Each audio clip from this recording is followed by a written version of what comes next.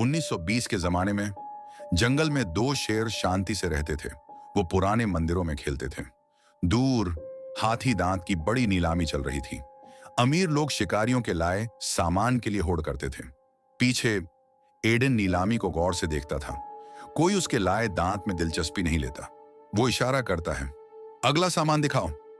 नीलामी वाला एक 13वीं सदी का बुद्ध मंदिर का बुद्ध दिखाता है, जो दक्षिण एशिया से लाया गया था। एडन को बाकी नीलामी में मजा नहीं था। वो जाने को तैयार होता है, लेकिन बुद्ध पर कई बोली सुनकर वो हैरान होकर लौटता है। कुछ ही सेकंड में बुद्ध बहुत महंगे में बिक जाता है। एडन को समझ आता है ये चीजें कितनी कीमती हैं। उसे एक विचार आता है। जंगल में शेर का जोड़ा अपने नए बच्चों के साथ दिन बिताता है। बच्चे नदी की खोज करते हैं, जबकि माँ बाप किनारे पर लेटे थे।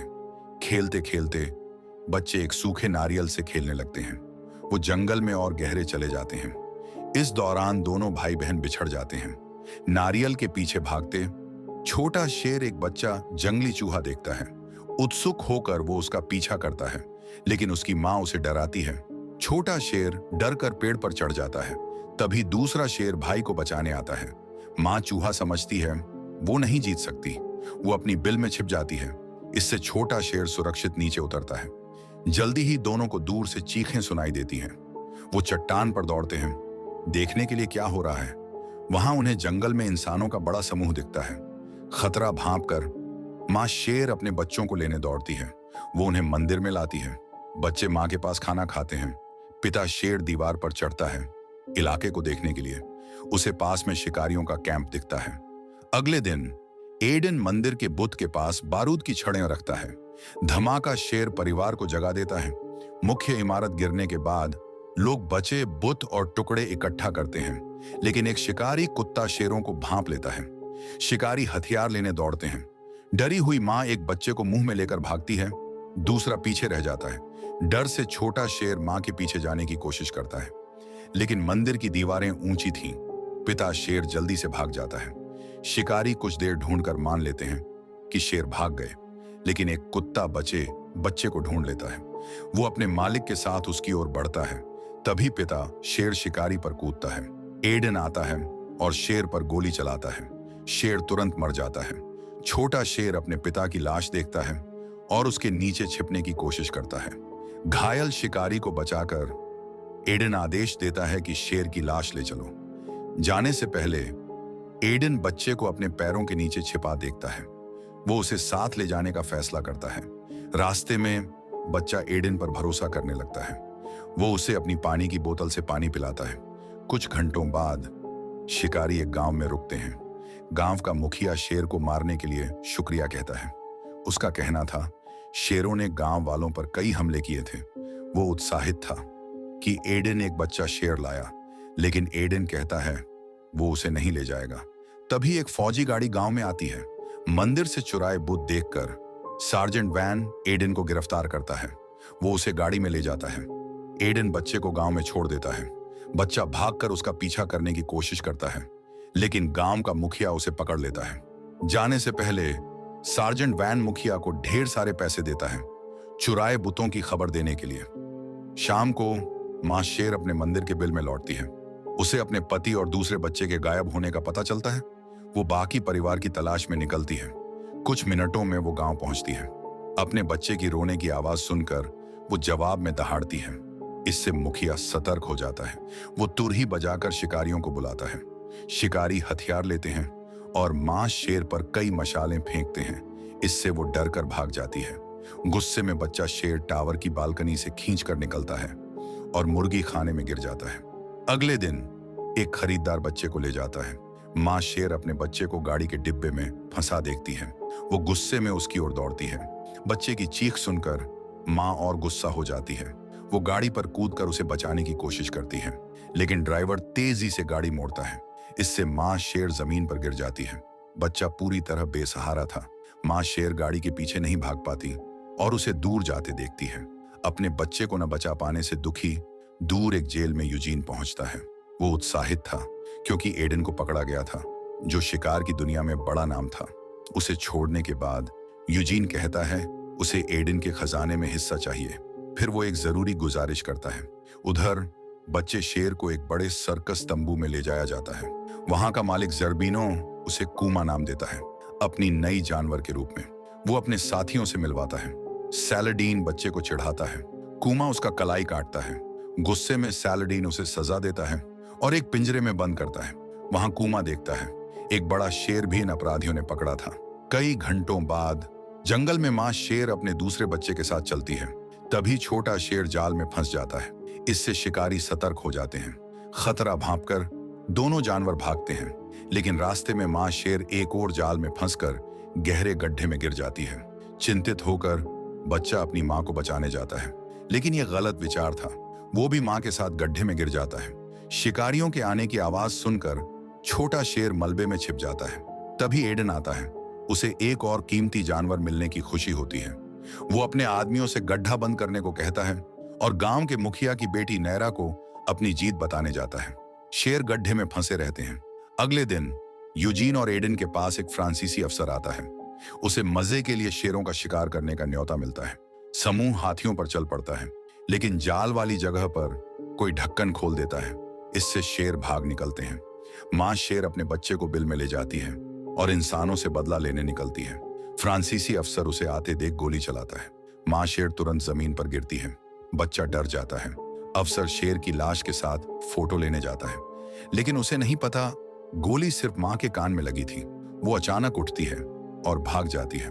अफसर के गिरने पर गार्ड गोलियां चलाते हैं, लेकिन कोई निशाना नहीं लगता। कुछ मिनट बाद अफसर आदेश देता है कि शेर को जल्दी पकड़ा जाए।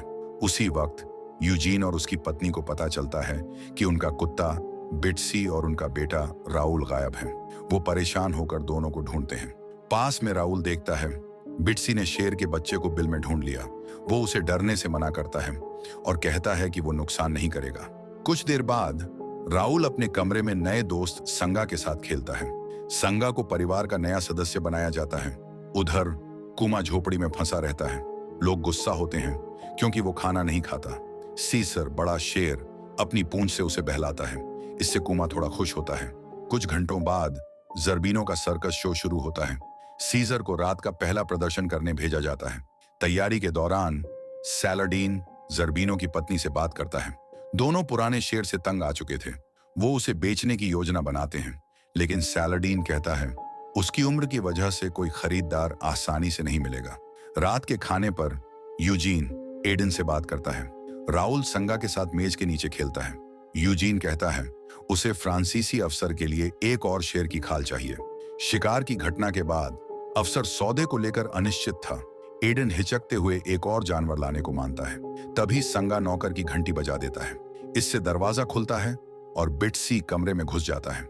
संगा कुत्ते से डरकर मेज पर चढ़ने की कोशिश करता है। इससे सब कुछ जमीन पर गिर जाता है। अगले दिन एडन सर्कस की झोपड़ी में जाता है। कूमा उसे देखकर उत्साहित होता है। अपने पुराने दोस्त से मिलकर एडन देखता है कि उसके नए साथी हैं। वो सोचता है कूमा सर्कस वालों के साथ बेहतर रहेगा। कूमा के साथ बात करते वक्त जर्बिनो और सैलाडाइन उसे चौंकाते हैं। वो बताते हैं उन्हें जल्दी एक शेर की खाल चाहिए। सैलाडीन मौका देखकर कहता है वो ऊंची कीमत पर खाल दे सकते हैं। एडन को पता था कीमत गलत है, फिर भी वो मान जाता है।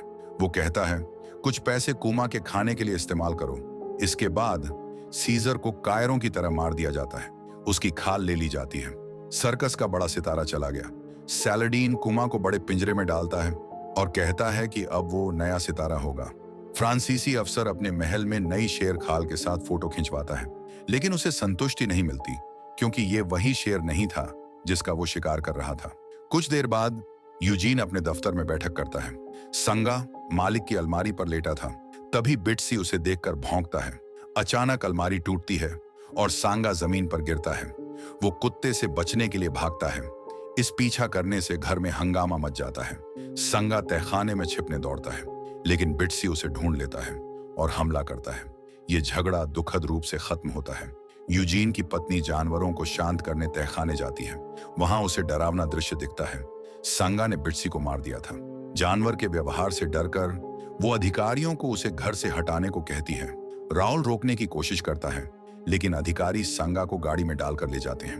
बाद में संगा को फ्रांसीसी राजकुमार के तहखाने में ले जाया जाता है।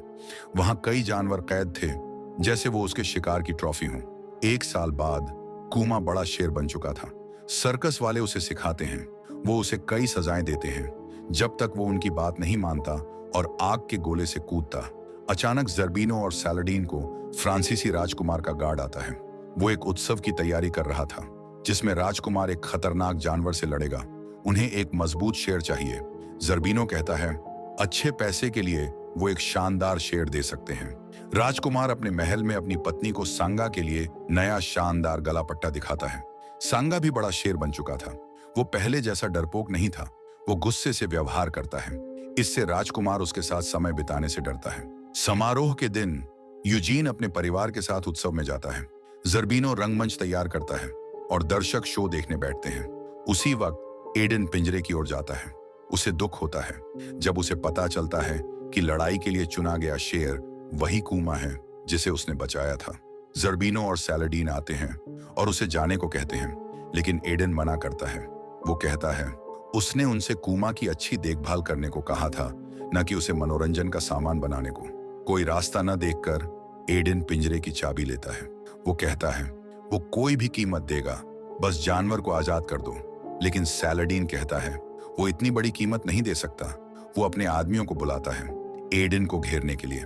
कुछ मिनट बाद लड़ाई का समारोह शुरू होता है। संगीत बजता है और सांगा को रंगमंच में छोड़ा जाता है। एडन कुछ छोटों के साथ दर्शकों की सीटों पर दौड़ता है। वो नैरा से तुरंत वहां से जाने को कहता है। राउल सांगा को देखकर चिल्लाता है कि ये वही शेर है जिसकी उसने छोटे में देखभाल की थी। लेकिन यूजीन उसे बहलाता है कि उसका पुराना दोस्त बैंकॉक के चिड़ियाघर में है। तभी सैलाडीन कूमा को रंगमंच में लाता है। कूमा अपने सामने दुश्मन को देखकर डर जाता है और बाहर जाने से मना करता है, लेकिन सर्कस वाले उसे जबरदस्ती बाहर धकेलते हैं। जैसे ही संगा सामने आता है, वो उस पर हमला करता है। दोनों शेर रंगमंच में कई वार करते हैं, लेकिन कुछ सेकंड बाद संगा को पता चलता है कि ये उसका भाई कूमा है। उसे वो दिन याद आता है जब उसने कूमा को पेड़ पर छिपकर बचाया था। इसके बाद दोनों शेर लड़ना बंद कर देते हैं। वो उत्साह से एक दूसरे के साथ खेलने लगते हैं। इतने समय बाद फिर से मिलकर खुश थे। इससे गार्ड गुस्सा हो जाते हैं। वो जानवरों पर पत्थर फेंकने लगते हैं। शेर बचने की कोशिश करते हैं। कूमा के व्यवहार से गुस्साए सैलाडीन उस पर छड़ी से हमला करता है, लेकिन कूमा उसका हाथ मुंह से पकड़ लेता है और गंभीर चोट देता है। जर्बीनो शेर पर गोली चलाने रंगमंच में आता है, लेकिन संगा तेजी से उस पर कूदता है और अपने भाई के साथ हुए बुरे बर्ताव का बदला लेता है। तभी लोगों को पता चलता है बड़ा पिंजरा खुला छोड़ दिया गया था।